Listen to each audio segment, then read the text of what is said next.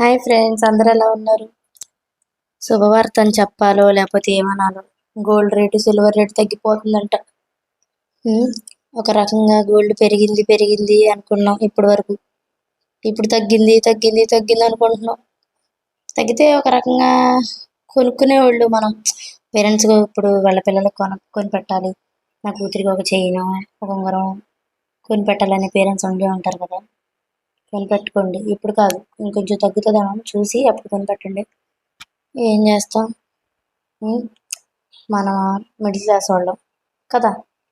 ఇవాళ రేపు రేపు కొనొచ్చులే, ఎల్లుండి కొనొచ్చులే, చూద్దాంలే, తర్వాతలే అనుకొని అనుకొని అనుకొని సంవత్సరాలు గడిపిస్తూ ఉంటాం అంతే. అవునా కదా? అవును, నిజం ఇది. తర్వాత చూద్దాంలే, చేద్దాం చేద్దాం చేద్దాం తర్వాత చూద్దాం అని సంవత్సరాలు గడిపేస్తూ ఉంటాం. అదనమాట పని పరిస్థితి. అయ్యో, గోల్డ్ రేట్ పెరిగిందే అని ఏడ్చి, అయ్యో గోల్డ్ రేట్ తగ్గిందే అని బాధపడి ఉమ్, ఏం చేస్తాం? అంతే.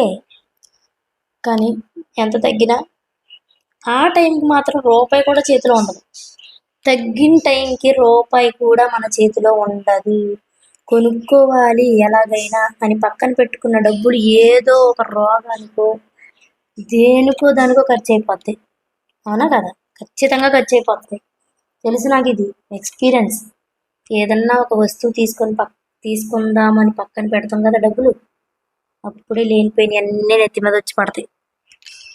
అది అలా ఉందన్నమాట ఇప్పుడు పరిస్థితి. చూద్దాం ఏమైందో చూద్దాం. అయ్యో, మీ అందరు నాకు సపోర్ట్ చేయండి, ఓకేనా ఫ్రెండ్స్?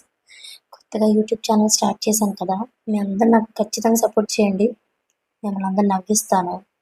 అలాగే నా యూట్యూబ్ ఛానల్లో పెట్టే ప్రతి షార్ట్ మీరు చూసి నాకు కామెంట్ చేస్తే, ఆహా వీళ్ళు చూస్తున్నారు, అమ్మయ్య చూస్తున్నారు, నా వీడియోస్ వెళ్తున్నాయి అని ఫీల్ అవుతాను అన్నమాట. కొద్దిగా సపోర్ట్ చేయండి.